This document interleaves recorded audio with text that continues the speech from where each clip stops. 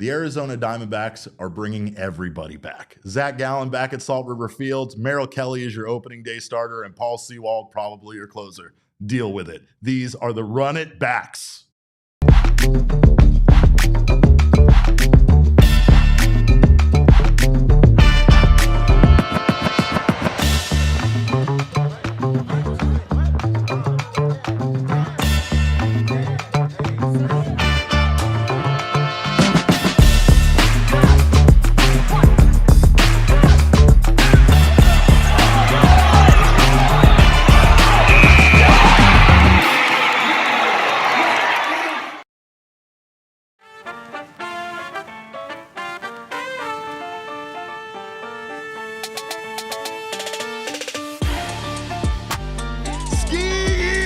Wildcats crap off my show. Welcome into another edition of the PHNX Dbacks podcast, live from Studio K, presented by our friends at Circle K. Happy Monday to you all, except for Damon for trying to slip in promotional advertising for his Wildcat show. I know what you're trying to do. And I almost got away with it, too. Almost got away with it. If it wasn't for you meddling kids.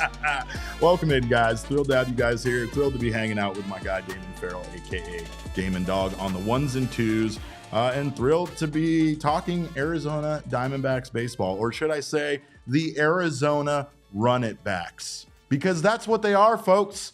Welcome in to the Arizona Run It Backs for the 2026 season. Merrill Kelly is back. Paul Sewald is back.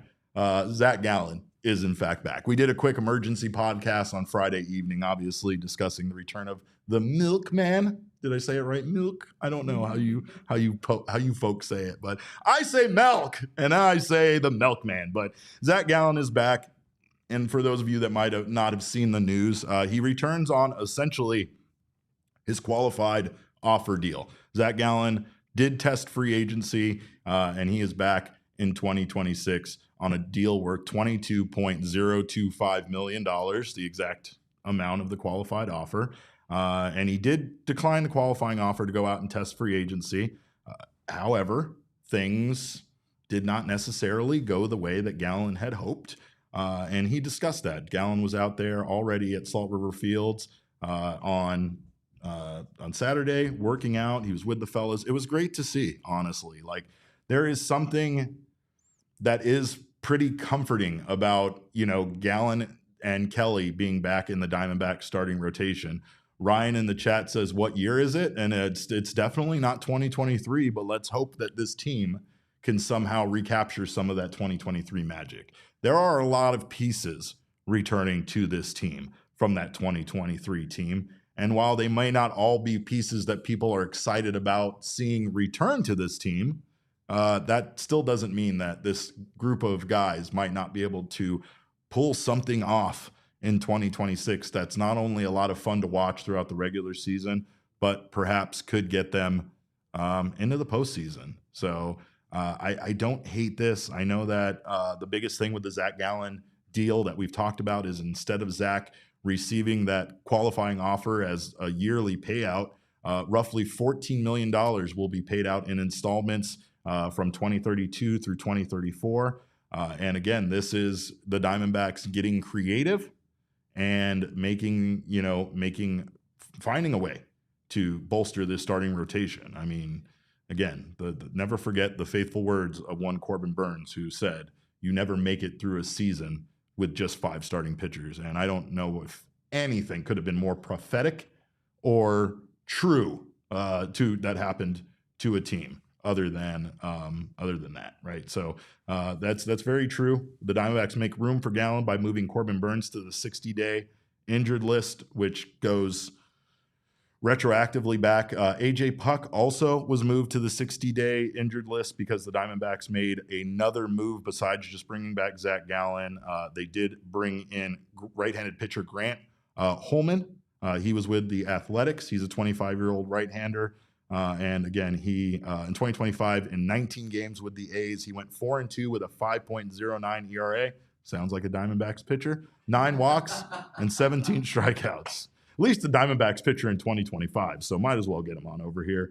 But in 2024, again, That was his first major league stint. So he's a young pitcher, controllable, and has shown a lot of promise. But again, still hasn't really had stats that really back up you being excited about his return. Meanwhile, Gallen, we talked about his stats excessively on this show. We've talked about his stats from 2025. We've talked about what his statistics look like from the trade deadline and beyond here. But again, this is one of those situations where Gallen described in his press conference kind of betting on himself, gambling on himself here a little bit. There were offers on the table. There were offers for Merrill Kelly on the table. We're going to talk about both of those, but it seemed like for the most part, both of these guys are just thankful to be in Arizona as member of the Diamondbacks. Both of these guys, you could say, even though they didn't get too much into the details, took a lesser offer for them to continue to be part of the Dbacks. Family, a big reason why, right? And they both described how much it meant to their wives. Merrill Kelly talked about how much it meant to his children as well to stay here in Arizona. When you are a major league player, sometimes the idea of uprooting your family and moving for what is a minimal amount to you, but a whole heck of a lot of money to the rest of us, might not be the exact thing that that you were trying to get accomplished. And in some cases, it's not worth all of that. But we did have an opening statement here from Zac Gallen, and Zac discussed finding Salt River Fields again. Here's what Zac had to say. Feels pretty good. It was good. At least I remembered how to get here, which was nice. So yeah, it was good. It was good to see everybody. I'd seen a lot of guys throughout the offseason, just different events, weddings, stuff like that. But it was good to see some people I hadn't seen in a while. So excited to be back. Well, again, thrilled that he figured out where Salt River Fields again, and thrilled that he is a part of this team. But Gallen discussed the contract quite a bit. And obviously, for a lot of players, getting into camp, being with a team when pitchers and catchers report, especially as a pitcher, is important. We know how it has impacted other players. We've heard Jordan Montgomery in the past say that, him and Scott Boras delaying him getting into camp with a team really set him back in that 2024 season. So Gallen here discussed not letting the money get in the way of him being in camp. Yeah, I think for me it was just like knowing that holding out for an extra few dollars might be cutting off my nose to spite my face, and might be smart just to let's do something, let's get creative, let's just get into camp and have as close to a true spring training as, like I said, I only missed camp, Tuesday, so I only missed a handful of days. So I think that's the most important thing. Coming here to be ready to go, be at my best, and help the team and the organization win games. So I think holding out for a few extra dollars or whatever is like, in the grand scheme of it, sometimes you got to just, do what's smart. Did you find? I think we get really used to players just going out there, especially as free agents, and getting the highest dollar amount. Now, Gallen had the compensatory pick, the draft pick that the team that would sign him would lose attached to him as another hurdle for him to get a deal. But unfortunately, Zac just had himself a bad 2025. He had some of his worst performances at the worst time in his career, quite frankly. It's easy to say that, Gallen's body of work earns him more money or earned him more offers perhaps than he got.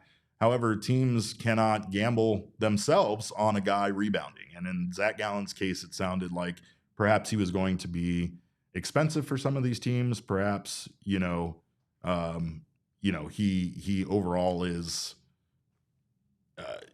not proven himself enough. I don't really know the case. Obviously, coming back here had a big impact. Being comfortable, he described being comfortable with the coaches, being comfortable with the training staff, and wanting to have his, best season, kind of a prove it year coming up here in 2026. But he was asked if he's frustrated with free agency, and I think a lot of us can understand why he might be frustrated with this process, especially here in his free agency year. But Gallen described, I guess he took accountability for his performance last year and said he wasn't as frustrated as I believe most of us would think.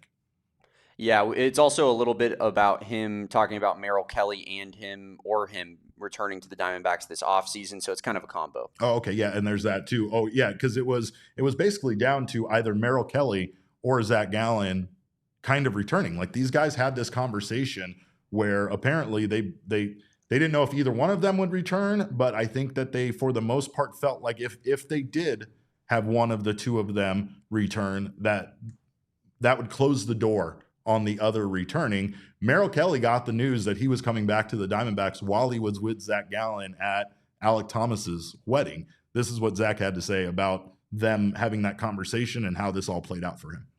With him, like, Yeah, we I think going into the offseason, we both kind of knew most likely it would only be one of us coming back, which is the way that we were kind of told how that payroll was going to be structured. He signed. We were with him, him and his wife when they signed.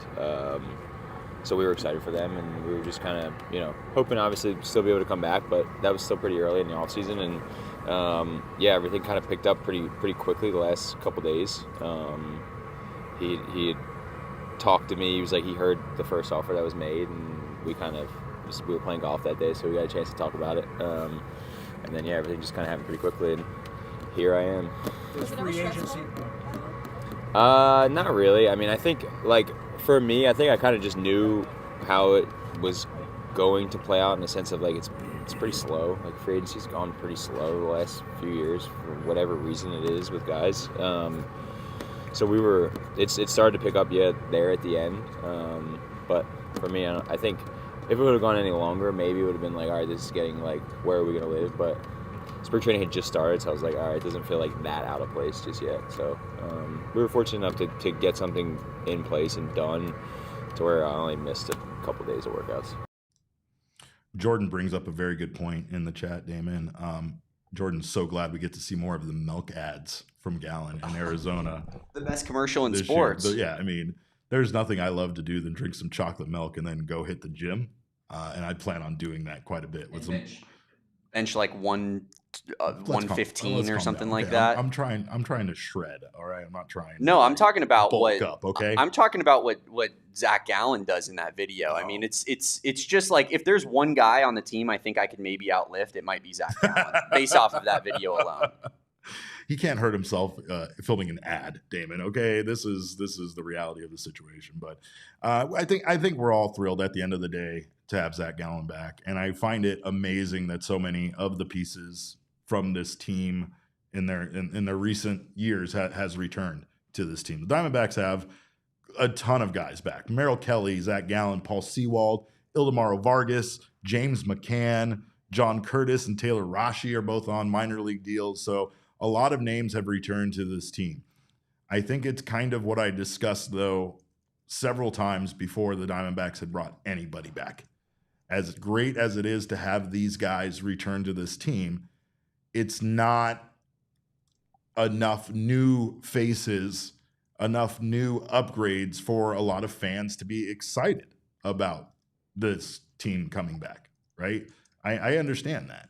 I also think that, Merrill Kelly was by far the best signing by the Diamondbacks of this offseason, considering what his numbers were, considering what his performances have looked like the last two seasons. Signing a guy with those kind of numbers for $20 million was a steal.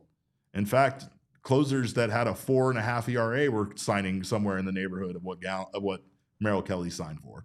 Meanwhile, Gallen comes back, and Gallen discussed several times during that press conference how they had to get creative here. And again, he acknowledged baseball players make so much money. They're so fortunate enough to make so much money that even when you consider that they took some sort of hometown discount or some sort of lesser than they could have received kind of deal, which Gallen did admit that there were multi-year deals on the table, just not enough to move you, not enough to satisfy you to leave a place that you very much enjoy being and you feel comfortable in. I think Gallen feels like this is his best place that he has a chance to rebound. I think this is the best team that he can be with, where he can improve his numbers throughout the 2026 season and perhaps still earn himself that big contract that he's seeking after this season. But I'll tell you, there's nobody that is more excited to have Zac Gallen back than Merrill Kelly. These two have been inseparable in the past. They have been best friends, and they made it no secret that it was hard on them for Merrill to be traded at the deadline last year. And now we had Merrill Kelly out there. He was very excited to have Zac Gallen back. This is what Merrill had to say about the milkman returning to this team. The best, that's my locker mate for the last 7 years. That's the guy I golf with on the road, and obviously what he brings to the team, what he brings to the rotation means a lot. It gives us a lot more depth in that area, gives us a lot more, just in case situations, and I think everybody's happy to see him. They discussed, by the way, Zach's locker, Damon, not being he gave up his locker to Nolan Arenado. He said he's kind of fine with giving it up to the guy that has 150 platinum gloves. So that was kind of funny. But he did also say he hopes he gets his locker back at Chase Field because him and Merrill Kelly were kind of tucked away back there in the corner and they can keep to themselves. And they very much do that. But Merrill Kelly, meanwhile, was named the Diamondbacks opening day starter. And this is thrilling for us media members.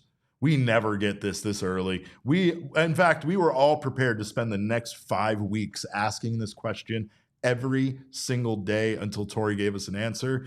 Instead, with Zac returning, Torey made the decision to make the call, right? And again, Torey, very excited to have Zac Gallen back, by the way. That was my question to him, and that was one of the first things Torey discussed. But before we get to him discussing everything else, this is what Torey had to say about Gallen coming back to this team. It's great. It's great to see him. I exchanged texts with him a couple nights ago, and it's just good to get back into the mix with him and be able to say that he's ours and an Arizona Diamondback. And I'm sure he shared a little bit with you guys. It was probably a very restless time for him, but now that he's here, we couldn't be more pleased. I know you guys want to know what it means. I don't know what it means, and I really don't want to even think about it. I don't care to think about it with the excess starters I know we've had here in the past, and last year we were looking for starters at a certain point early in the season. So just getting Zac back here, seeing him back in our uniform was a very comforting feeling for me personally. I'm sure the rest of the coaching staff. Now, obviously, with Zac Gallen coming back, Torey knew there was going to be questions about who their opening day starter was immediately, right?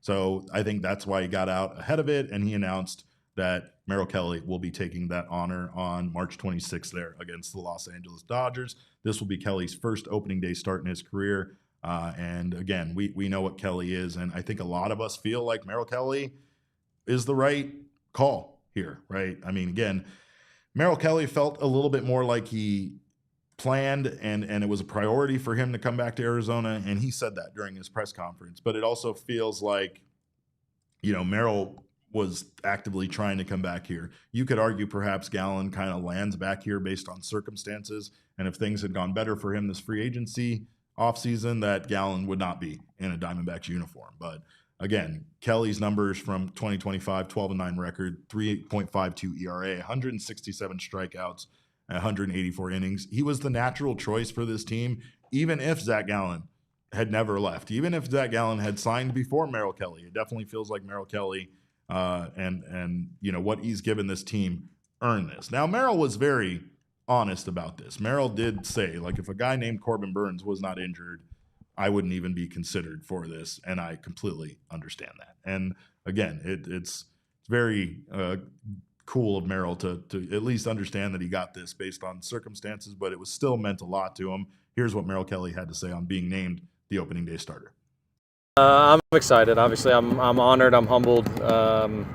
Having watched now 7 opening days and just the excitement that builds around that day, being able to be the guy to take the ball and get us going and kick us off means a lot. Obviously, coming back this year, forever grateful for the organization, not only giving me the first chance to be a big leaguer, but obviously continuing to believe in me throughout the course of my career. And I think this just shows, again, that they believe in me to give me the ball and kind of, be that guy. Well, we got Mark here in the chat trying to bring us all down about the Arizona Diamondbacks. But Mark, I implore you to at least give this team a chance, right? I think that's what it comes down to. It's hard to feel like this team improved, yet so many of these same pieces are here from that World Series team. Both Gallen and Kelly brought it up. I know that Mike Hazen and Derrick Hall brought it up earlier in the day on Sunday. And probably even heard a little bit of it from Torey, but there's something special that they still feel about this group of guys, especially with so many of them being, returning to the same team that they made it all the way to the World Series on. I understand fans and trepidation about guys like Paul Sewald and others returning. I understand how fans can feel a little bit here like this team doesn't really have a chance. It's completely understandable, but I will say that things are very interesting now. And I think that the Diamondbacks bringing back Zac Gallen, having Merrill Kelly named here ahead of everything as the opening day starter, and, again, also getting this group of reinforcements where you can almost guarantee by the trade deadline that the Diamondbacks will have made some major moves to bring back potentially some of their best pitching arms to this team. And you could argue that all they kind of need to do is stay around 500 until that point. Right. They have a lot of guys that are coming back sooner than we think. We think we could get AJ Puck back as soon as late May, early June. Corbin Burns still slated for around the All-Star game, but he is chomping at the bit and he cannot wait to get back out there. And then J Mart's been put off a little bit later. The staggered release of some of these injured players definitely helps. But where we were at when this offseason started was a fractured team. This was a team that had so many holes and so many things still to fix. And now, I don't know if it feels that. Moving Michael Soroka to the bullpen, having the guys in the bullpen that are there, I don't know.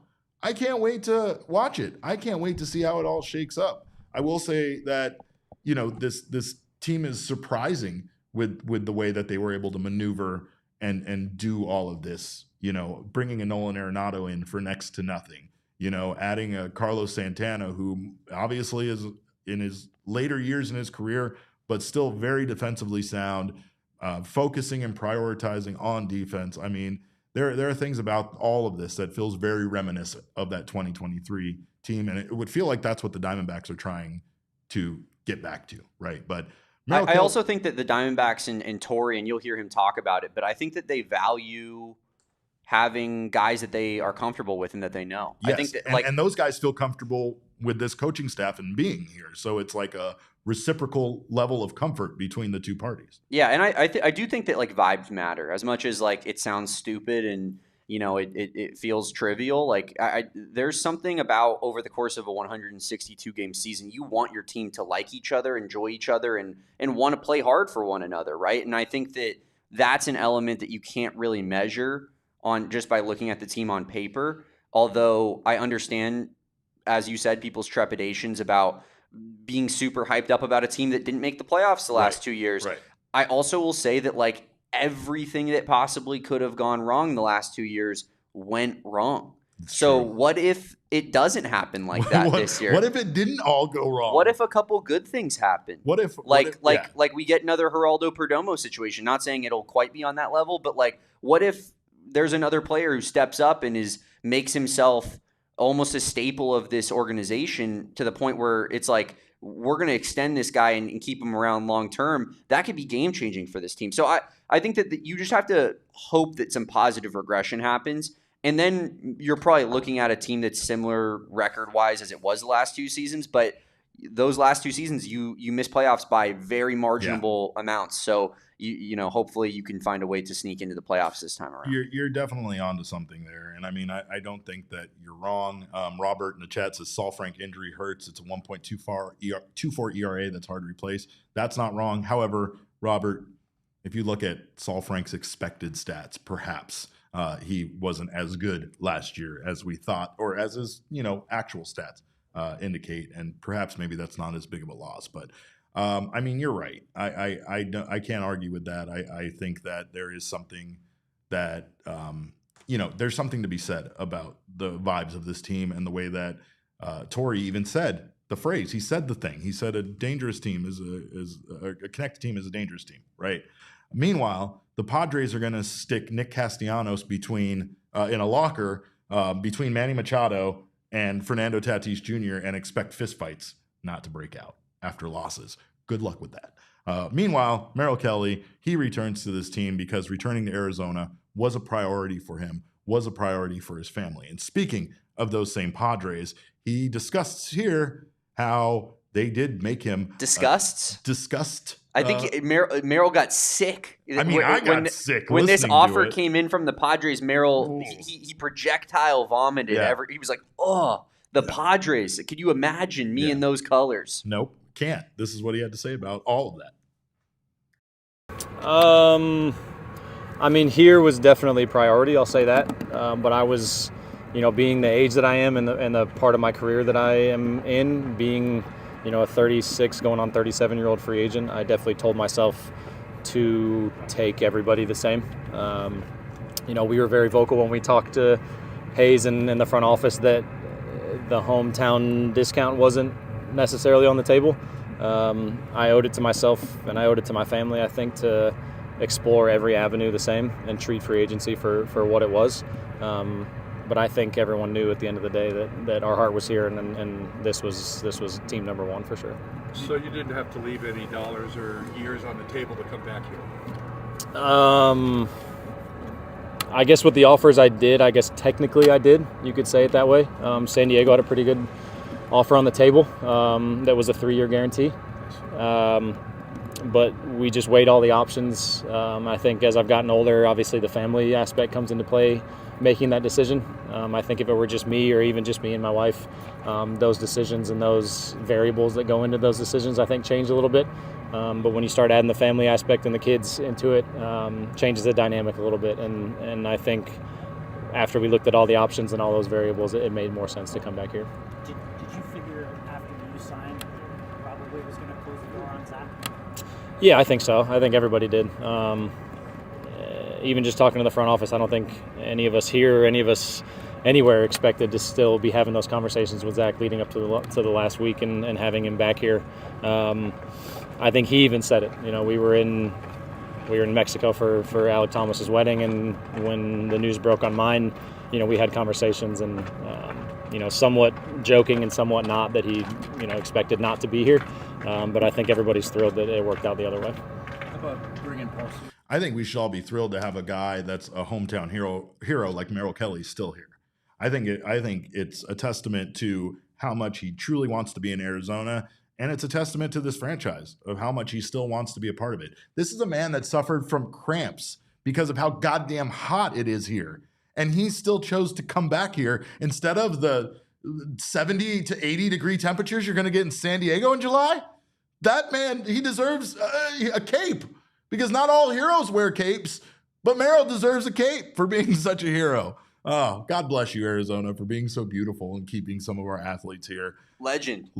Well, we're going to take a quick break. On the other side of this break, we have more from Torey Lovullo on Sunday, as well as Derrick Hall's comments about this team not being done yet. So we're going to do that on the other side of this break. Don't you go anywhere. You're watching the PHNX Diamondbacks show.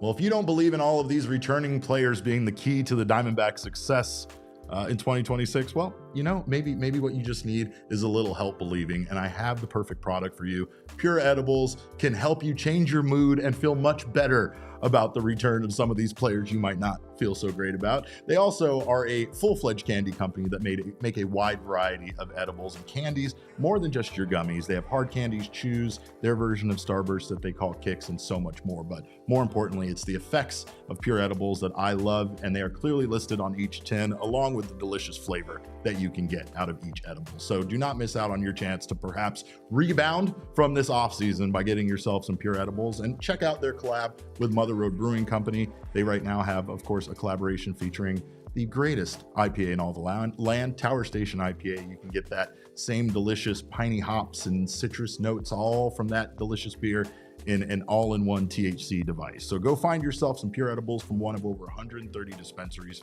across Arizona. And now is the perfect time for you to get some home repairs done. Let me tell you, I don't have much time ball games are starting this Friday. I've said goodbye to my family and I've ran out of time to do things around the house, but I am still trying to make my home look great. And thanks to the folks at the Window Depot, I can do that for less. I also know that everything I need is located at one place, not just windows. They have far more than that, though they do have windows and are experts in that. They do have countertops, cabinets, sinks, everything you're looking for to get the projects that you are trying to get done in your home completed in 2026. They have the best prices and the biggest inventory. That is the reason why contractors absolutely love the Window Depot, plus no membership fees for them, for you, for anybody. It's free to get in there, and more importantly, it's free to work with their in-house designers, which can help you get you started on any project. I know it can be scary, and especially going to someone else to help you might not be cost effective, but at the Window Depot, they will get you started and they will get you done for free. From cabinets to countertops, they make it simple. The Window Depot, more than just a window store. Visit thewindowdepot.com and get started on your next project today. Well, we know the Diamondbacks have done more than we expected them to, and again, you have to give Mike Hazen, credit. This is my favorite analogy right now is you gave Hazen $10 to go buy groceries, and somehow this man filled your refrigerator. It might not be all of the things you wanted. They might not all be nutritionally great, but we're going to eat and we're going to drink thanks to Mike. And this team might not be done. In fact, Derrick Hall made a statement yesterday that has kind of stuck with me a little bit here, Damon. I think we have a tweet from Alex D'Agostino that shows the quote. But Diamondbacks team president, CEO Derrick Hall said the team may still have moves to make, saying, quote, "I don't think we're done." And Ken Kendrick kind of reiterated similar things when he spoke, did he not? I mean, he did. He basically said, like, we're going to go over budget. We're kind of reversing course. And it's, as you and I have discussed this entire offseason, that idea to do so is simply a decision. It's simply a decision. And at the end of the day, a decision can be changed if at the end, what you're trying to accomplish is put a competitive contender on the field. You are going to have to spend more money than you did in 2025. Simply put. I know it sucks. I know it's a harsh reality, but there was no way that they were going to come under budget and also get all of this done. So maybe it's more like spending 11 out of the $10 that you were given to go to the grocery store. I don't know. But I just love the idea that every offseason Ken Kendrick's like, this is how much we're spending. And then every offseason he goes, all right, guys, so I thought about it, and I'm actually going to upgrade that purse a little bit. It's a good dad move. It's a good dad move. Yeah, like when you set think about expectations it, right? low. Yeah, like you set the expectations low. You're like, guys, you're not getting that video game system for Christmas. And then you go out and it's Christmas morning, and wrapped underneath the tree is Corbin Burns. Like, feel free to use that one, Derrick, in your own life, because you're right. That is a absolutely fire move. I mean, it's a good dad move, right? Like, you keep expectations low, but then you still get to be the good guy swooping in at the end and being like, all right, fine, you can get the video game. I do think it opens up a larger conversation though, Derrick, that I did want to discuss with you today, and I am throwing this on Audible at you here, but sure.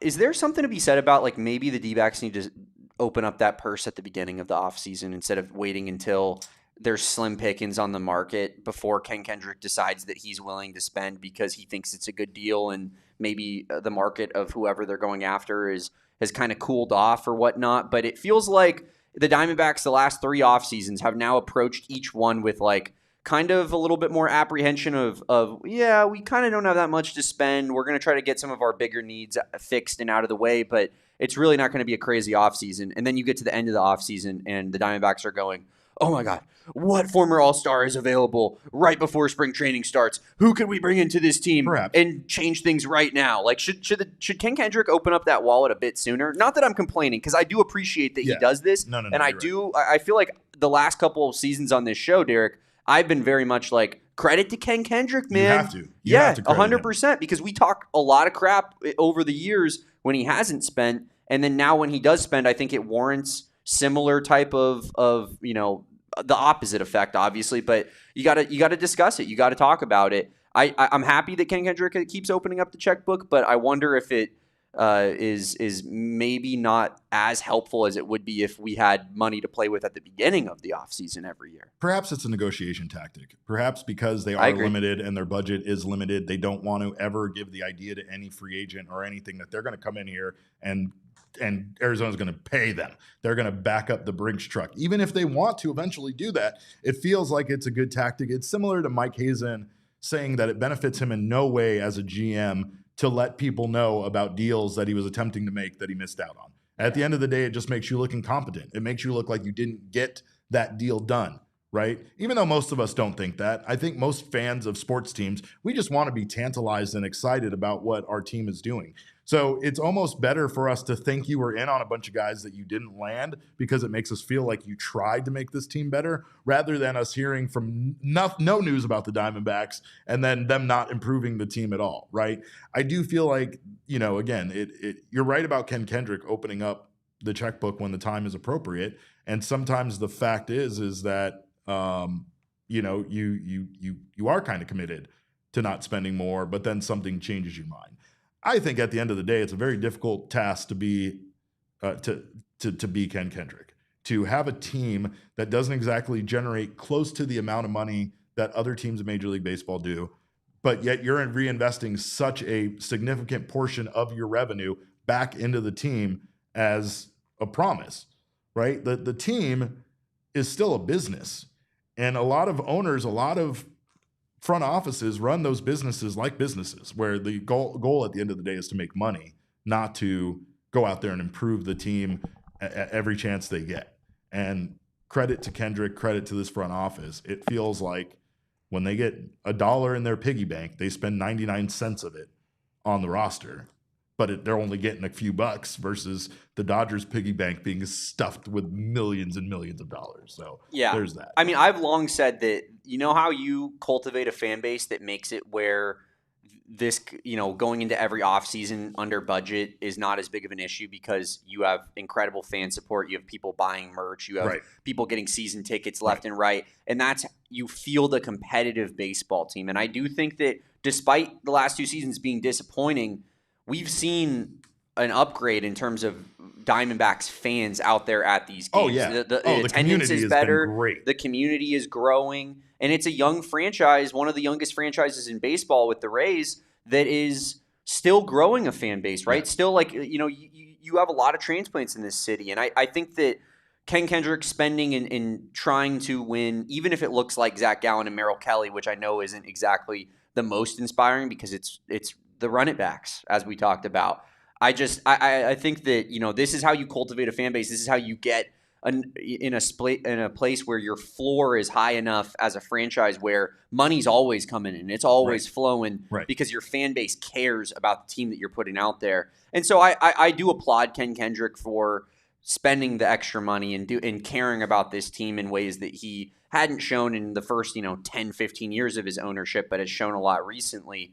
And I just wanted to kind of open it up to a bigger discussion, but I do think you're right. I think it's a negotiation tactic of like, let's hold on to our money. We know we're not going to go toe to toe with the Dodgers for a top level free agent. Right. So let's hold on to our money and then let's go after somebody that we think we could get to at a perceived discount later in the offseason because their market's cold and we still have a little bit of cash to play with because we haven't overspent. So I think it makes sense from the Diamondbacks perspective. I just wanted to have a broader discussion about the strategy. And again, going back to me talking about the Window Depot making improvements on our homes, Damon, there are so many improvements that need to be made with this team, and you only have so much money, right? And Chase Field. And they did that, right? They went to the Window Depot. They're already, the new video board looks amazing. They had the most valuable party on Saturday. We're going to talk about the promotional items here if we have time because we have so much still to talk about. But let's first hear from some of those things that the Diamondbacks still need to fix from Torey. Here's what he had to say about his closer options for 2026. Yeah, I mean, it's probably simple arithmetic for you guys to figure out. I'm just going to go kind of blind here, but Sewald, Ginkel, Thompson, all those guys that have had that experience in big moments, whether it be the ninth, I know Ginkel and Sewald have done it. RT has gotten some massive outs against the most important part of a lineup where they stack righties, so they're all wanting to do it. And what I've told every single one of them is there's 8 spots open and you got to go out there and earn it. I want you to have that earning mentality. Nothing's going to be handed to you. How it sits and where it goes, I don't know what that answer is. But yes, I do want to have that closer at the back end that I'm very well aware of that can come in and be unrattled and pound the zone with pitches. If you get beat, you get beat. But I don't want balls thrown in places where it results in base on balls. That drives me crazy. Put the ball on the plate. Don't be afraid of contact, and let your defense do the work for you. Believe in your stuff. So when I see a young pitcher do that, it's time. I might migrate him to a position of making the team A, and B, maybe getting some bigger outs on the back end. But I know I didn't really answer your question, but yes, I do like the guys that we have. I don't know what that means though right now. I always laugh when he says that because he totally answered the question. He was basically like, he was asked, like, did he have a group of guys specifically that he was looking at? And yeah, you know the guys, right? Like there's no, it's not some big secret. It's going to be Paul Sewald. He will be evaluated for the closer. I know you hate to hear that, but that's the truth.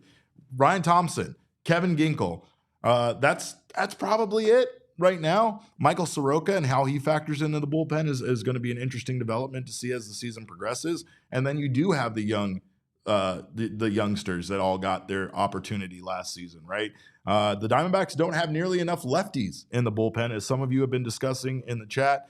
And again, this is all one of those, a lot is up in the air. I mean, again, this is coming down to guys competing in camp, and competition can bring out the best in this team. However, we've talked about kind of letting the pitching staff take the fall for how bad the defense was, at least at the beginning of the season last year. Diamondbacks made big changes, including removing Sean Larkin from being their third base coach. However, he's still working with the infield defense, and there's a lot of coaching still going on with the additions of Arenado and Santana. You can tell that is a priority for this team, and Torey discussed that fixing the defense is definitely a priority for them. This is what Torey had to say about that. It's a good question. We are, first of all, creating an awareness and a standard that we have upheld here, and we fell below that standard. Now, it spiked at the second half of the year, and it made our defensive numbers look a little bit better. Our pitching got a little bit better.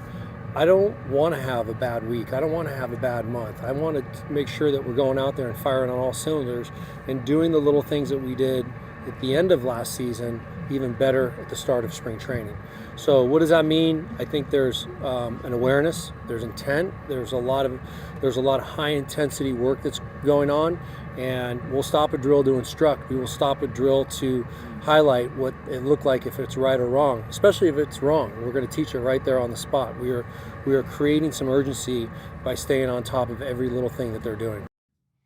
The question was actually kind of aggressive because he was saying that he was asked, like, your defense has been a priority, but what are you doing differently now during spring training to get those guys ready, right? And that's it. It's something that's a factor. I mean, obviously they're putting a priority on that. The coaching, the I guess the philosophies that are being conveyed to the players, like all of that is being stressed, and you are seeing, as you do every camp, guys working on the fundamentals and everybody kind of all buying in. So it's not like it's much different. I just think that there is something to be said about how athletically gifted certain guys are and how easy it is to allow yourself to not do everything right and then cause it to, cause your defense to be sloppy, right? Hearing Torey discuss Perdomo playing with a glove that wasn't broken in for a game last year is like one of those things. It's like, oh yeah, no, that's, I get it. It's not a big deal, but if you know baseball gloves, you know that that's probably not something you should be doing. But Torey talked about his number one concern right now, and it did involve the defense. Here is Torey's number one concern for the Arizona Diamondbacks. Yeah, it's the number one piece of this puzzle that I'm most concerned with right now. I want these guys to start having conversations. I want there to be a trust between them, an unbreakable bond that is so strong that nobody or nothing can come between them. It's a series of opportunities for the opposition to rip you down, for the public to rip you down and tear you apart. So that is a very, very strong part of what I ask of these guys. And successful teams remain together. I've said it, a connected team is a dangerous team. So that was one of the things that I talked to these guys about today. And it's a little bit challenging because we're going to be missing some guys. But 3 of those 4 guys are going to be on one team representing their country. Nolan Arenado is already having those conversations with the rest of the guys. So I worry less about it, knowing that they've all had experience or they're going to the same place, but it's still a big piece of our puzzle.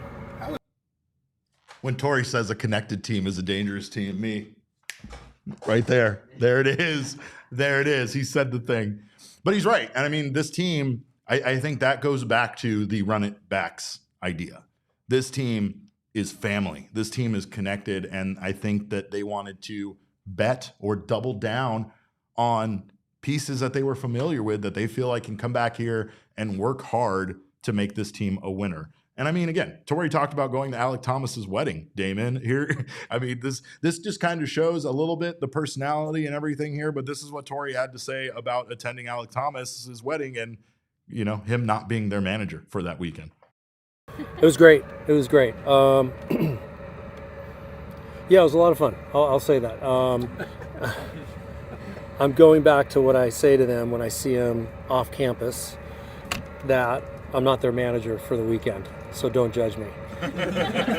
So there's a lot of good tequila, I'll tell you that. But it was a lot of fun. It was great. It's great to see the players in a different arena. You get a chance to spend time with their wives and other family members potentially, and you just have different conversations. It's not all baseball, you know, all pitch selection, all at bats. It's just about life, and you get a chance to connect with them a little bit differently, and I enjoyed that time. I love when he took that pause for a second, Damon, where you could see he was having an active flashback of whatever moment at the wedding. Torey with a tie around his head, Rambo style. When he shirtless. realized he was too drunk. When it freeze framed and he said to himself, "You're probably wondering how I ended up in this place right now." Yeah. I am not your manager for this weekend. But he did discuss how he's changed as a manager. And I mean, obviously we've had a chance to see him here in Arizona for a very long time. This is what Torey had to say about how he's adapted over the years. Yeah, we've dealt with a lot here, right? And we're proud of what we've done, but we've come up short of the mark. So I continue to uphold my own personal standard, which is to do everything I can every single day for the good of the baseball players, and I only care about what happens inside of that clubhouse. I give less concerns about the things that I cannot control. I probably am less sensitive to things than I've ever been. I used to care about different things and relationships, and I do care about how a player feels, but I will risk hurting their feelings in order to get the most out of them. So challenging these players, being committed to these players,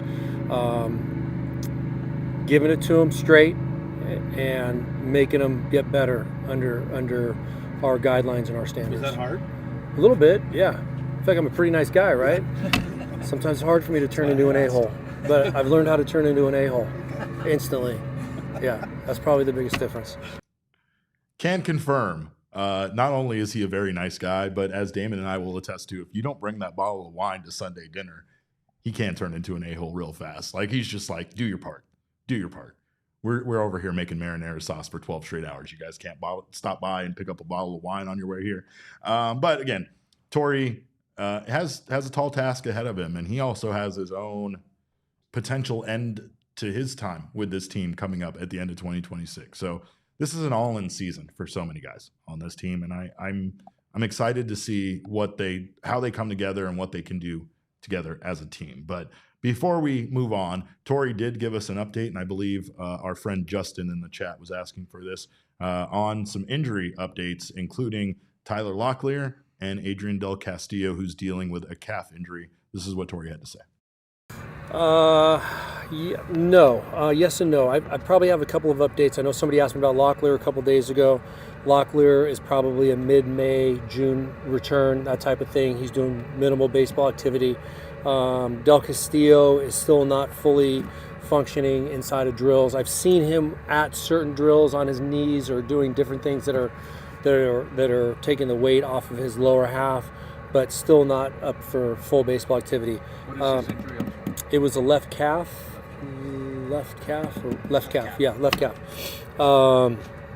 So those are just some quick updates. But nothing has jumped up at us. Like the Sal Frank news was fresh news to us, but nothing like that. Well, I'll tell you, hearing that Tyler Locklear isn't going to be back to baseball activity until late May or June really means that the addition of Carlos Santana was welcomed and a great addition for this team. I don't know what their depth would have looked like if they literally just had Pavin Smith as their first baseman over there this season. Meanwhile, Paul Goldschmidt apparently returned to the Bronx on a $4 million deal. And I want to turn this table over and light it on fire. I'm not going to. I just want to. We were going to talk here a little bit about, or not a little bit, a lot about the Dbacks promotional calendar and all of the free giveaway items, but we are going to do that on tomorrow's show because we've gone too long and we have some of the wonderful Mailbag Monday questions to get to. So we're going to do that on the other side of this break. Don't you go anywhere. Of course, you're watching the PHNX Diamondback Show. Everybody needs a checking account. You know that. I know that. We all know that. But Mountain America Credit Union wants to give you a checking account that gives back to you. So that's why you got to check out their My Style checking account for your lifestyle over there at Mountain America Credit Union. The My Style checking account gives back to you, gives you access to restaurant deals, mobile phone protection, as Damon just slammed his phone on the floor here a little while ago.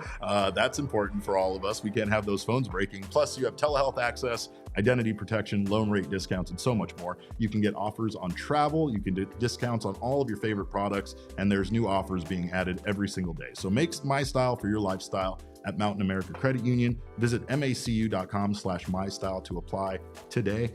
Insured by NCUA, membership is required based on eligibility. Some benefits require no cost registration activation. Terms, conditions, and exclusions do apply. And we are big hat fans around here, but there is no company we love more than Branded Bills. That is because Branded Bills is blowing us away all the time with all of their amazing designs. They have partnerships with ASU and U of A as part of their campus collection, and they make some pretty incredible Phoenix Suns hats as well. They also partnered with the Diamondbacks on this little golf beauty behind me. So do not miss out on the amazing array of hats that Branded Bills is making. They have hats featuring our beloved state of Arizona, as well as new things being added all the time. Most importantly, if you are a company looking to have your brand stand apart from the crowd, look no further than Branded Bills. They can get your order started, and their dedicated team will help you create the exact custom apparel you need with gorgeous logo work and top-notch quality craftsmanship. Whether you need snapbacks, truckers, fitted hats, beanies, or tees, they got you covered. They are a local company from right here in Mesa, Arizona, so of course that always feels great as well. Head on over to brandedbills.com and use code BBPHNX for 15% off your first order. Well, of course, we've had ourselves quite the week already. I'm exhausted, Damon. I got myself a new bed on Valentine's Day, so I actually slept last night for the first time in a very long time. Full night's sleep. Been telling Damon about it all day long. He's been watching me run around this office. I'm actually I love the new Derrick. It's exciting. You guys don't get to see the general day-to-day Derrick around here, and there are times where he'll just lay face first on the ground and be like, I don't wanna. This is a new Derrick. 4 days out of the week. This is a new Derrick that we have cultivated here. I'm excited. I'm excited to be well rested. I'm also excited for today to be that day. And you know what day it is. And you know what year, whatever year is on this podcast. Every year is the year of the snake on this podcast. Every year is our year. Every single month on this show is Black History Month. Every single month on this show is Women's History Month. Every single month on this show, of course, is Black Women's History Month. Every single week is Shark Week. Every single day is Earth Day because Damon and I recycle. But on Mondays, we go to the mailbag. Damon, let's go to the mailbag. Always something interesting in my mailbox. I try to get to everything in my mailbox. And then once in a while, there's a letter that makes me go, wow, wow, my mailbox. All right, Damon, what do we got in the mailbag today? Our first question is, of course, from Travis Moore, who says, first off, okay, obviously barring injury, what is Soroka's role now with the team? And also Cap_Caveman, is that a Dirty Head sticker I spied on your computer? Sails to the wind here too, brother. Man, every single day of my life, I am on vacation because I love my occupation. So yes, I'm a huge Dirty Heads fan. In fact, I have traveled entirely too many times to see the Dirty Heads, and they are going to be here for the Reggae Rise Up festival here in April. So make sure you get your tickets for that. No free ads, except when I want to give away free ads. Meanwhile, the first part of his question is a very interesting question. Nothing is guaranteed, right? So again, this sucks for Michael Soroka, who signed with this team thinking he was going to get a starting pitching opportunity. And he might still get that starting pitching opportunity. Because as we saw when the Diamondbacks transformed throughout the 2025 season due to all of these injuries, it definitely felt like performance was going to gain you an opportunity. And I don't know how Soroka can win a starting rotation spot, but there are two guys that had 5 ERAs at the back end of that rotation that you could easily say either one of them might not be able to win a spot. I hate the idea of that being Brandon Pfaadt, and with what he's being paid, I almost hate that idea even more being Eduardo Rodriguez. So perhaps Michael Soroka ends up being a very valuable piece of this bullpen, or perhaps he's even better than that, and he ends up winning a starting rotation spot. What we should be excited about is that the Diamondbacks have starting pitching depth. They have starting pitching depth returning in the minor league system, and they have starting pitching depth here as a part of the major league roster. But again, the thing I've heard from Torey time and time again over this last week and few days has been the fact that nothing is guaranteed to anybody on this team. You got a guy named Cattell, a guy named Jerry P over there, a 14-time platinum glove winner in Nolan Arenado, whatever the hell he is. You got a lot of guys that are probably going to be there. You could probably pencil them in. However, nothing can be said about, or there's nothing to say that a young player can't make a huge impression and not only be added to the major league roster, but win that spot. Same thing with guys that are kind of being brought in here in the same capacity as Michael Soroka. You have a bunch of guys in the bullpen on minor league deals that could win a spot. And then you also have Soroka, who easily could outpitch one of the other guys in the starting rotation and earn that spot. I wouldn't know what that would hold for that individual if it were Brandon Pfaadt, if it were Erod. I don't know. But I will say that, again, performance is going to dictate what the Diamondbacks do here. This is kind of a desperation situation, so this won't be them allowing guys to develop and become whatever they think they could be or reach their potential. If you're not performing, there's a good chance you could lose your job. At least they have enough arms for that to be a reality versus it being like, well, you suck, but you're just going to be in there because we literally don't have a better option. What else we got there, Damon? Our next question is from Emily, who is here in the chat today. And Emily wants to know, I'm just wondering how you feel about this year's roster lineup for 2026. And do you think we can beat the Dodgers and get into the playoffs this year, Derek? Baseball's a ridiculous sport.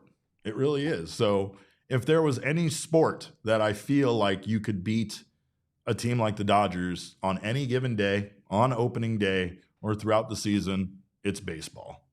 I know it's hard to think that with the roster the Dodgers have. So it's not like it's likely. Definitely not likely. But could they do it? Yes, they could do it, because baseball is one of those games where a guy is considered substantially better than his peers because he hits the ball 1% of the time more, 3% of the time more. A very, very, a guy that hits the ball 30% of the time, again, is an MVP, Hall of Famer, All-Star, and the guy that hits the ball 25% of the time is washed. That's baseball. So, yes, I do believe on any given season, on any given day, that a baseball team could prove to be better than the expectations. And I do think that the Diamondbacks are giving enough guys that aren't necessarily desperate, but have motivation to be their best in 2026. They have a lot of those guys. Those guys all being on one team and being together could make this a special thing to watch. So who knows? But, and he killed. All right, Damon, I'm not even acknowledging him, but I'm already sick of Killer X. And there I acknowledged him. Do I toss him? Killer X is yet. He's just in here saying whatever asinine opposite thing of ever. I was just about to say the Diamondbacks could beat the Dodgers without a chance, he'd be calling me an idiot. Oh, you think that's possible? He has come in here and he has simply found a way to disagree with every single thing that has been said on the podcast so far. Done with losers like Killer Rex that have to do that. All right? Done with him saying Michael Soroka is better than Zac Gallen. That's an insane comment. But again, here I am. You got your wish. You argued your way onto the show. So congratulations, Damon. Kick him out of here. What else we got? I just got to say, Killer X, we gotta mix it up a little bit. Sometimes throw in an agreement Yeah, once in a while.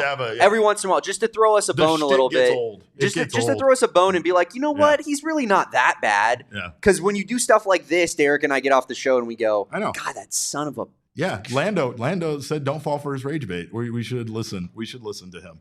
And see, he wants him to kick the dinosaur out. So I see he's in favor of me tossing him. We're not going to win the division. I think the Diamondbacks are uniquely built to give the Dodgers trouble, and I think that the Dodgers know that. And I think the Dodgers don't want to play the Diamondbacks in the first round of a playoff series if that's what it ends up being, because this is a team that the Dbacks are extremely familiar with. No. And I'm not saying that means the Dbacks would win a playoff series, but I do think that if you get Corbin Burns back, if you get AJ Puck back, maybe J Mart, like you go down the stretch, that's a pretty scary roster that you don't want to face a 1-2-3 of Corbin Burns, Merrill Kelly, Zac Gallen in a playoff series. Pretty darn good, Derek. So also factor in Ryan Nelson into there because, again, if he finds a way to take a step forward in 2026, he could easily be the best pitcher on this team, even better than a returning Corbin Burns, because Ryan Nelson is that damn good.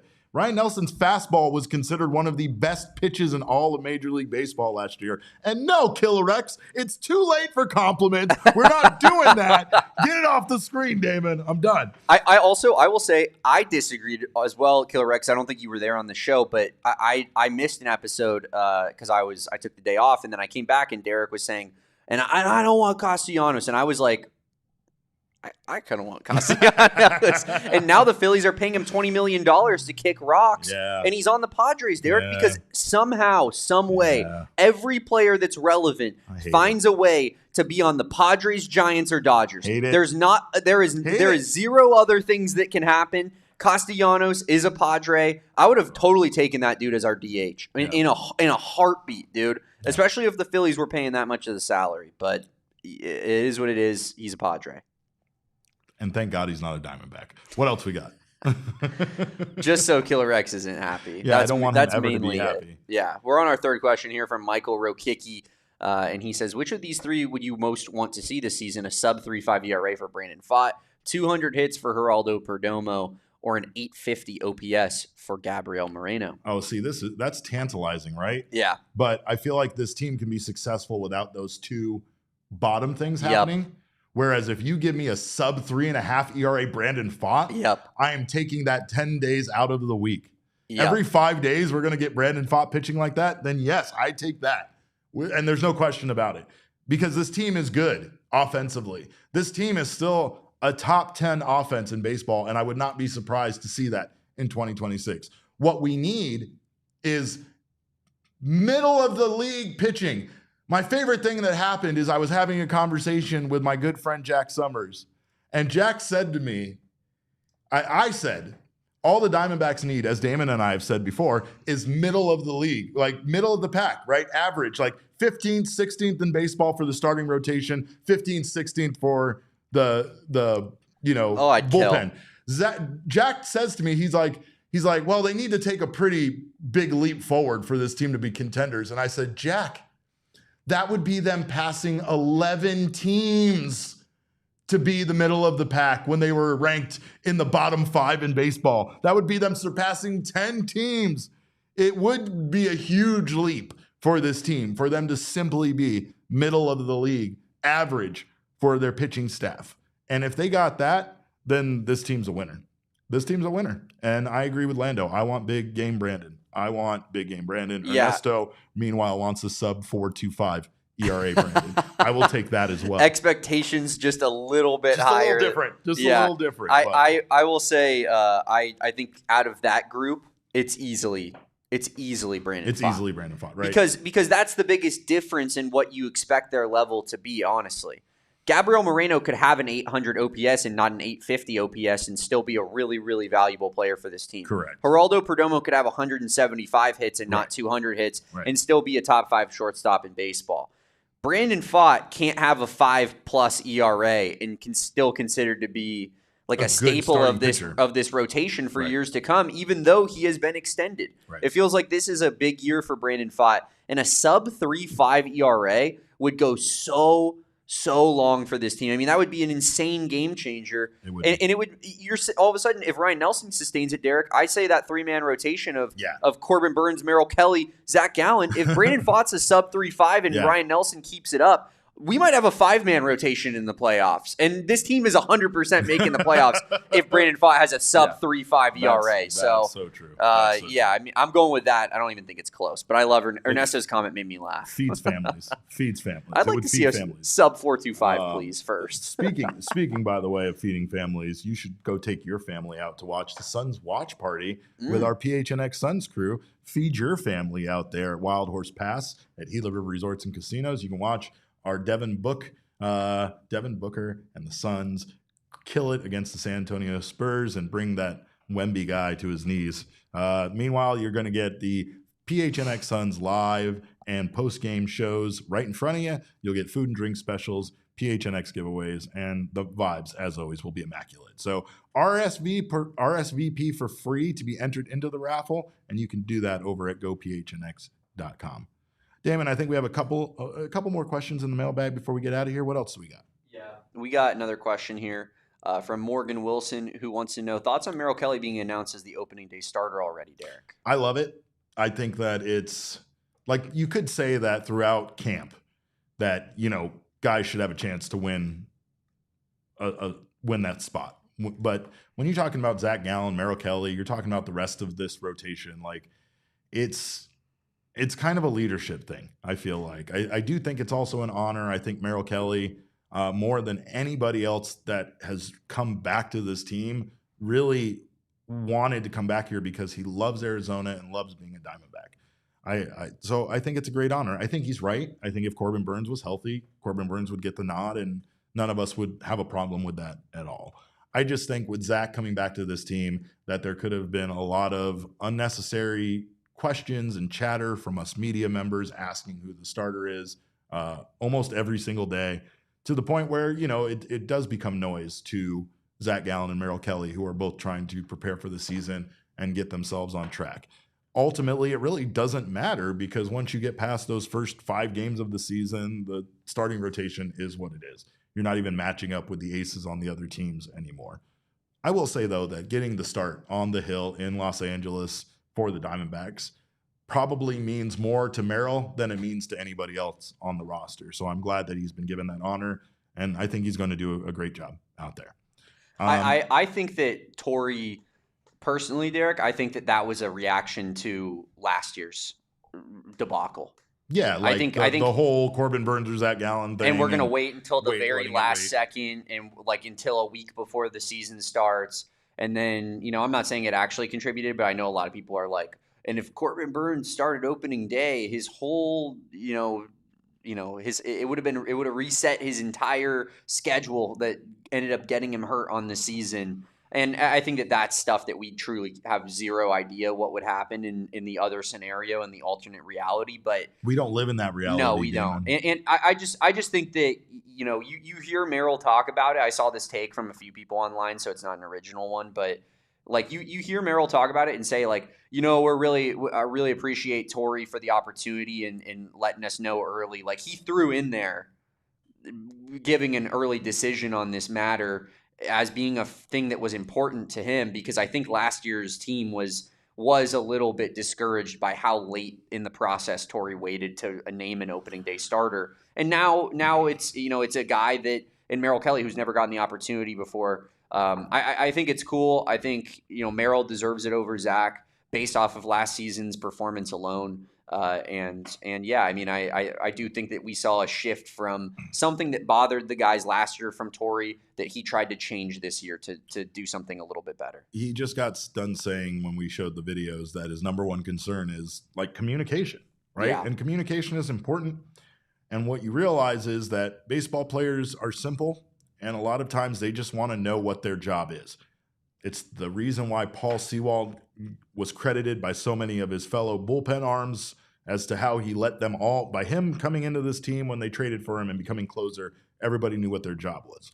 When you know what day you're starting on as a starter, you just know, and it's satisfying to know, and it's one less thing for you to worry about. You know exactly when you're going to pitch your first game of the season. You know who it's going to be against. You can start like kind of thinking about the lineup, and you can just give yourself more time to prepare for that first big game of the year, rather than wondering if you're going to start on the mound on day 1 or day 3 or day 5, right? So, but I kind of agree with Robert too. I don't think competition is the worst thing.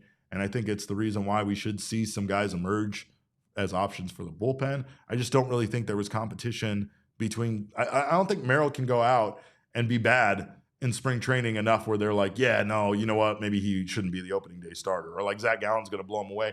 These guys aren't going to get enough time in games anyway for them to really show off anything that they can do. They're going to be working on stuff that they want to work on in order to prepare for the season. They're not going to give a damn about the results. They could be giving up home runs. They could be giving up 8 runs in 2 innings. They're not going to care because that's not the purpose of spring training. The purpose of spring training is to get yourself tuned up and ready to go. And in some cases, that involves you kind of throwing the results away and just trying to work on a pitch or something that you're trying to do, right? That allows Gallen and Kelly to both focus on that rather than focusing on trying to impress, Torey and the coaches so that they name one of them, opening day starter. I don't think it's on their mind a lot. I don't think it's something they're actively trying to do, but I can't imagine it's not human nature to want to outperform somebody else so that you get the honor of being the opening day starter versus your teammate. Yeah, it is funny too for Merrill and Zac, 2 guys who are like best friends. Yeah, to be competing against each other like that against one another, but also you want both of them to be successful, and I'm sure they want each other to be extremely successful Correct. as well. So it's good. It's good competition, but I think Merrill being named the starter is the right decision, and I think that if it was clearly something that was bothering the team last year, I'm glad Torey made a change to that and tried to come up with a better plan of attack that maybe makes people a little bit happier and feel more stable in what their role is. Yeah, yes. Absolutely. And that's also like, I know that we got Killer X in here, and like, the Torey haters they just can't see any good qualities he has. But I think Torey is such a like almost a humble person that he is so willing to change things that he's done in the past for the betterment of the team and the franchise. And that's not typical, I don't think, of a lot of baseball managers, where you get kind of the curmudgeon-y old guy coach Buck Showalter's like, it's my way or the highway type of vibe. Yeah. And Torey's like, listen, if you have a better thing that you think is a method that we could do that would change things for this team, come to me, let's talk about it, let's discuss it, and let's see if it's a better option for us. In fact, I would argue that he maybe goes to committees too much. In fact, he takes the advice of other people into consideration. It's probably a good and a bad thing. Yeah. Absolutely. Right. Absolutely. What else we got? Our next question here, and our last question, I believe, Derek. Or actually, sorry, we got 2 more left. This is Cesar here, who says, I heard Ken Kendrick say they actually expanded the team's budget this offseason and spent more than anticipated. Are we actually a better team because of it? Damon, one thing we didn't want them to do this entire offseason was spend a bunch of money on one guy. Right? We didn't want that because we knew they had too many problems to fix. And then we also knew that Ken Kendrick made the comment that he made at the end of this last season that they were going to reduce payroll. So you were like, okay, well, your payroll was this. You're going to reduce it. You have like $35 million to work with. And good luck getting 2 starting pitchers, a bullpen, a first baseman, a right-handed bat, a DH, and an outfielder for that much money. In fact, some teams spent that much money on one single player. So for the Diamondbacks to go out there, expand their budget a little bit, however, still be frugal with their budget, still go out and try to add multiple pieces and do those, like everything they did kind of had, a downside, but a lot of upside as well. Nolan Arenado being paid $5 million to be the Diamondbacks' third baseman. You got to argue that's pretty good. Carlos Santana's very low deal. I know he struggled, and I know his offensive numbers have slid, but they're bringing him more in for his Gold Glove caliber defense, and that's what he still is as well. Merrill Kelly and Zac Gallen returning to this team for less than $50 million combined. In fact, Gallen's what's Gallen's hit for next year? Like $7 million. So you could say bringing those 2 guys back for less than $30 million in 2026 is an incredibly thrifty move. Like just right up there with going to Goodwill and finding yourself, name brand clothing items. Like congrats to Mike Hazen on getting that done. But overall you have a lot of changes and a lot of the additions and moves aren't those big name free agents. I think they improved this team. And I think that they had a very difficult task ahead of them in doing so with a limited budget. So the fact that Ken Kendrick was able to kind of go back on what he said and allow Mike Hazen to have the financial flexibility to add the pieces he felt that made this team better is a move that made this team better. However, they're all wild cards and they all have a lot of downside to them as well. So it's pretty much hoping that everybody comes in here, gets on the same page, and works hard to for one common goal. And as much as Killer Rex is going to hate me saying it, I think Torey Lovullo is the man for that job, for sure, especially considering that this team has such an underdog vibe to it. So we'll see. What else we got? We got one more, and I think it's like a three-parter. We do have one more, but I also have to say, Derek, we have to talk about this. What? Killer Rex says if they win it all, if Derek will allow it, I will join the post-game show when they win it all, do a face reveal, and apologize to Torey on camera. I think we need to take Killer Rex up on this offer. Okay. I think it's that. That is the vibes that we need going into this season. If the Diamondbacks win the World Series, we're doing a trophy presentation, an hour, 30 minutes to an hour into the show. Killer Rex face reveal live on air, wearing his I Heart Torey Lovullo shirt. Insane that Killer Rex thinks we care that much about what he looks like. I genuinely do. I'm not gonna mince my words here, Derek. I don't mean to give him a level of self-importance that you don't want to give him, but I genuinely do care that much. If this is not a dictatorship with the mayor making all the decisions, I would like to throw my vote in the ring for yes, this is something that happens, because I think that's fantastic content. I don't know. We'll figure it out. We've gone on way too long. We've kept these people. I've told you, their time is valuable, Damon. We're using up too much of it. But let's get out one more before we get out of here. Yeah, absolutely. We got one last question. It's here from Geraldo Perdomo's biggest fan. Says, I have three questions. What's the most surprising thing you've learned while covering this team that fans would be surprised by, Derek? We can take this one by one. Okay. The most surprising thing that I've learned while covering this team that fans would be surprised by. I think it's honestly how little they care about results when it comes to certain players and the stuff that they're actually looking at. And I mean, that does involve peripherals. That involves all sorts of stuff, but I am constantly surprised, and I think that we just think it's them like giving us lip service, or maybe trying to like let that player have some confidence by hearing what their manager or GM said about them in a press conference or whatever. But I genuinely see it, and I see the look in their eyes when they say it, and like the way that fans just disregard a player for performing poorly versus the way an organization feels about them is two not only different like games, it's two different planets, it's two different universes, right? So again, some of the stuff that they look at that, sometimes it's prospects, sometimes it's guys that are starting in their major league lineup every day.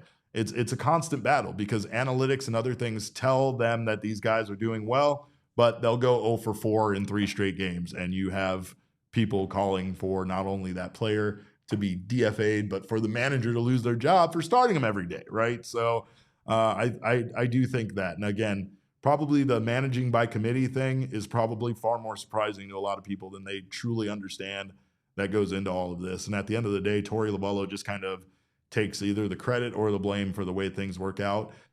Though I will say a lot of stuff is not the case. Robert Berman says, "Isn't Virginia where Pavin went to school?" I think Palm Beach. No, it was Virginia. It was Virginia. Oh, where he went to school. Yes, that's true. Yeah, went to school. What else we got? We got. Wait, put that question back up. Yeah. Because the other most surprising thing that you've learned while covering this team that would be that fans would be surprised of, Baxter's true identity. And I'm going to leave it at that.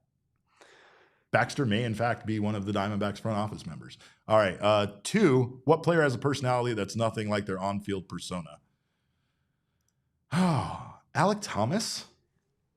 though Alec Thomas let some of his personality kind of be shown when he like planted the flag in Philadelphia. That was pretty cool. I think Alec Thomas is incredibly funny, and honestly, he's like one of those guys that when I see him interacting with his teammates and I see him out there at spring, he's just a great guy to be around. A lot of fun, and yet he is pretty reserved when it comes to speaking to media and just a lot of the other times that we get to speak to him. So I do feel like Alec Thomas is almost a completely different person. It's hard for me to think of anybody else, Damon, like that their personality is different. Corbin's personality almost is identical to what you see on the field. Like the man is literally a machine. His one goal in life is baseball. That's it. Just baseball and baseball only. So there's that. But yeah, I would say Alec Thomas has a completely different personality. But also Ryan Thompson, because I love Ryan Thompson and we talk about pro wrestling and the fact that I wouldn't expect that out of looking at him. He comes in and tries to give me an RKO almost every single day. And I think we got one more on there. Damon, what else we got? Yeah, the last one was asking what's the coolest backstory for a jersey number you've ever heard, Derrick? Oh man, that's probably a far more complicated one. I know a lot of times Diamondbacks players just kind of get assigned jerseys. Like Paul Sewald was number 38, and now he's 22. Last worn by Josh Naylor last year. I don't really think that I hear a lot of cool number stories, to be fair. I still think, in my opinion, Alex Bregman wearing number 2 because the Diamondbacks didn't draft him and he got drafted after Dansby Swanson is still probably kind of the most like diabolical jersey number story I've ever heard. Like just reminding yourself every day, like a scarlet letter that you wear on your chest, that you were the second pick instead of the first pick. That's something that's kind of next level crazy to me for sure. But I'll try to get you guys another cooler story than that here shortly, because I don't hear too many. It mostly sounds just like random assignment. But anyway, we're going to get out of here because, like I said, we've kept you guys too long. But thank you so much for being here. We appreciate you stopping by. We will be back tomorrow at 5 p.m. We'll get that out there on social, but we're going to be at 5 Tuesday, Wednesday, and Thursday this week. And then we will be back to our normal 12 p.m. schedule for spring training. So join us on Friday at 12 p.m. But for Tuesday, Wednesday, and Thursday this week, we'll be here at 5. So that way I can get out to Salt River Fields and hear from Torey, who did a terrible job at taking over our 12 p.m. time slot, by the way. Moved it from 12 to 12:30 to 12:45, and now I'm 1:23 p.m. and I don't think he's even started his press conference today. So we'll see how late things can get. But regardless, we thank you guys so much for joining us. You can follow us on Twitter and social media. I'm at Cap_Caveman with a K. Damon is at Damon Dawg with a DAWG at the end, and we're all Damon's dogs. Bark, bark. I said bark, bark. Okay. Our show is at PHNX_Dbacks, but as always, all roads lead to at PHNX_sports on Twitter, Instagram, and Facebook. Thank you guys for your time. Appreciate you so much. We'll see you back here tomorrow. Until then, have a wonderful evening. And remember, kids, baseball is fun, but it's so much more fun when you know who your opening day starter is. We all silly like the mayor.